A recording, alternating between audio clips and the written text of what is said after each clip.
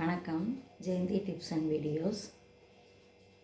இன்றைக்கு சஷ்டி 3 மணி வரைக்கும் இருக்கிறது.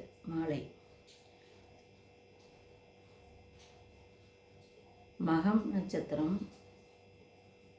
காலை 6 மணியோடும் 7 மணியோடு முடிந்து பூர நட்சத்திரம் ஆரம்பிக்கிறது.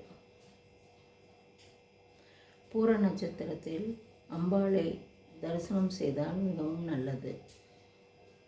ஆகவே அம்மன் வழிபாடு செய்வது மிகவும் நல்லது. இன்றைய பாசுரம் 6வது நாள் என்று ஆண்டாள் பாசுரம் இன்று பார்ப்போம். ஆனை முகமும் அருவம்பும் அன்றமாகவும் சிறுகண்ணும் பானை போல் பெருவயிரும் பாங்காய் பூநூலாகும் தானே தூண்டி எனது உள்ளத்தில் தயவாய் வாழ்ந்திடும் விநாயகனே நானே உனது முதல்தடவை நாவில் விப்பாய் கணபதியே சரணம்.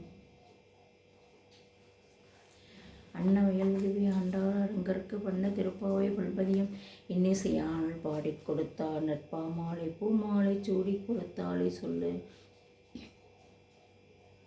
சூடி கொடுத்த சுழகுடியே திருப்பாவை பாடி அருள வல்ல வல்வளையாய் நாடினே வெங்கடவர்க்கெண்ணி விதியின்றி விமாற்றம் நாம் கடவா வண்ணமே நல்கு கோதை பிறந்த ஊர் கோவிந்தன் வாழும் ஊர் ஜோதி மணிமாடம் தோன்றும் ஊர் நீதியா நல்ல பக்தர்கள் வாழும் ஊர் வில்லிபுத்தூர் வேதங்கனூர்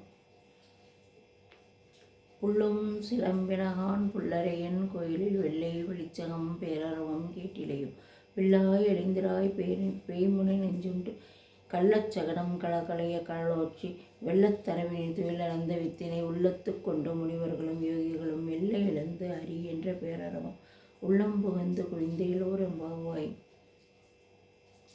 திருவாடி பொறுத்து வைத்தால் வாழிய திருப்பாவை 30 செப்பினால் வாழிய பெரியாழ்வார் பட்டெடுத்த பெண் பிள்ளை வாழிய பெரும்புதூர் பாம்பனுக்கு பின்னானால் வாழிய 143 வாழிய வீரங்கற்கே கண்ணி உகந்தளித்தால் வாழிய மறுவாறு திளமல்ல வளமாடி வாழிய வன்பொதுவை நகர்கோதை மலர்பதங்கள் வாழியே.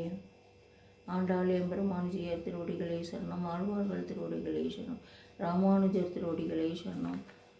ஓம் ஆண்டாள் எம்பெருமான்ஜியர் திருவடிகளே சரணம் சரணம்.